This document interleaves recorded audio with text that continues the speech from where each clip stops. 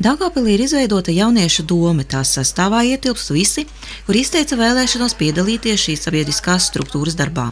Aptuveni 40 jaunieši. Kādi ir jauniešu domes galvenie uzdevumi?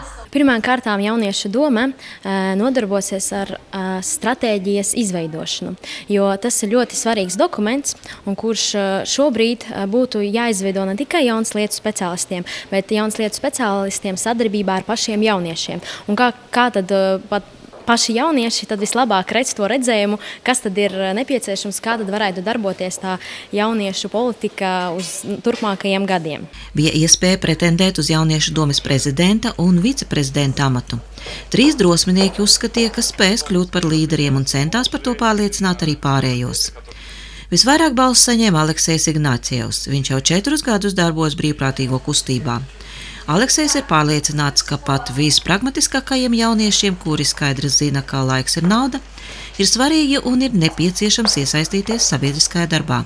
Es uzskatu, ka jauniešu domes dibināšana tas ir diezgan kaut kas īpašs, kaut kas varenākais, īpaši Daugavpils dzīvē, jo tagad tika izveidots tāds organs, jauniešu struktūra, kura nodarbosies tieši no jauniešu viedokļa.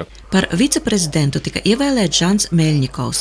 Visiem aktīvajiem jauniešiem ir savs darbības lauks, un katrs vēlas īstenot savas idejas.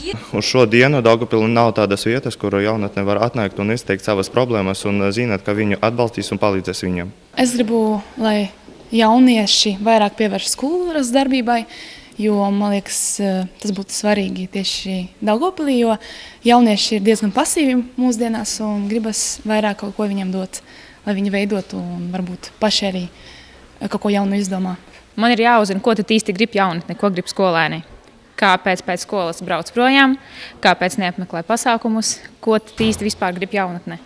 Un manos jautājumos būs arī anketēšana, būs sadarbība ar skolām, konferences, lai iesaistītu, piemēram, vasaras darbos skolēnus un vispār visi jautājumi, kas saistīti ar skolēniem, ar viņu aktivitātēm. Uzrunājot jauniešu domi, tās darbības sākumā pilsētas domes priekšsēdētāja pirmais vietnieks Jānis Dukšinskis uzsvēra, ka pilsētas vadība ir gatava uzklausīt jaunās paaudzes pārstāvjus un īstenot dzīvē viņu priekšlikumus dažādās jomās, sākot no brīvā laika pavadīšanas līdz jauniešu nodarbinātībai.